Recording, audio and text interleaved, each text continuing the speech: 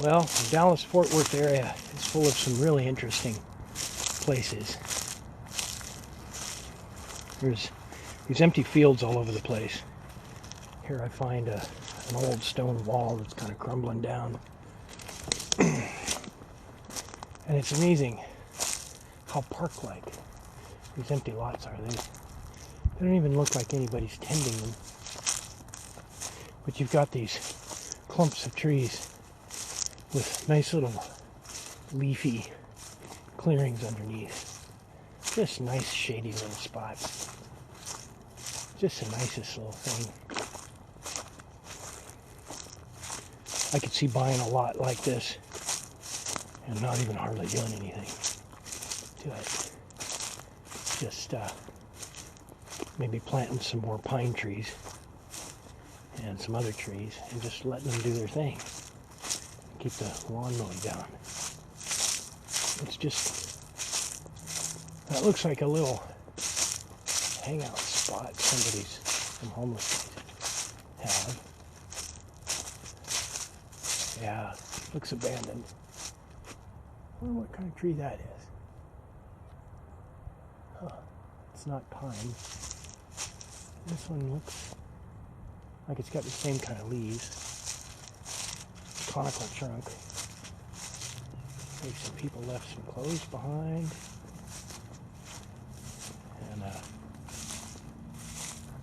that wasn't there in this last rain. Air mattress pump. Just random junky kind of stuff. This is what you generally see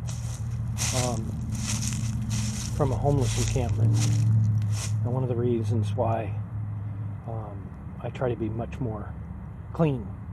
Leave nothing behind, no evidence that you've been there. And let the grass grow up and nobody know you were there. But as you can see, and it was also a dumping ground. It could be that this is actually a dumping ground, but it looks like homeless stuff. It really does. Lots of clothes, shoes. The milk crates are usually for sitting on. It's a nice little clearing. Got a broken rake head. Seeing a little stuffed animal thingy back in there. Pads. Stuff to sit on so the bugs don't crawl up your clothes and stuff. It's also been used for some dumping. There's some evidence of dumping in the back. That's got mercury. That white powder in that glass is mercury. That's a toxic waste dump right there. Dumping in Texas appears to be a big problem.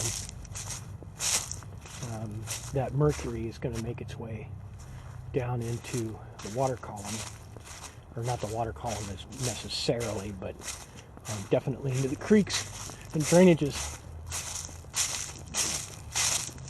which makes heavy metal an issue.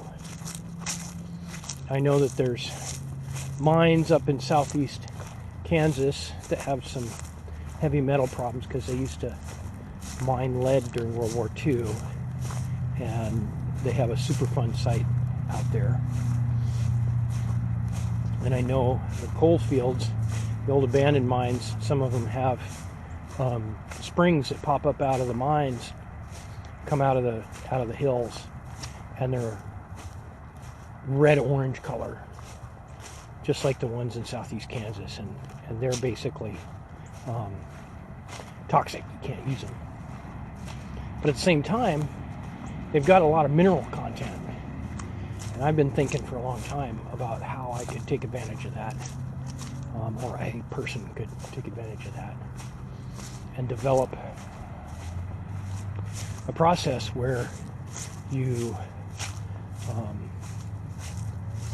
clean the environment by taking out those materials that make people sick and put them in the supply chain in safe forms in warehouses, so they don't make anybody sick, and chemists and engineers and factory people who want to make stuff can make stuff out of that stuff and keep it in the supply chain.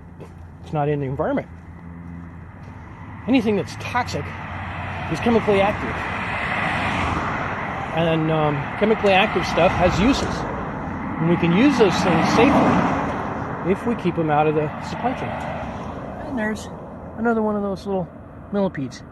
It's so common out here. It's really cool. He's got little antennae. I haven't seen those before. He's checking out my little thingy. What's he doing?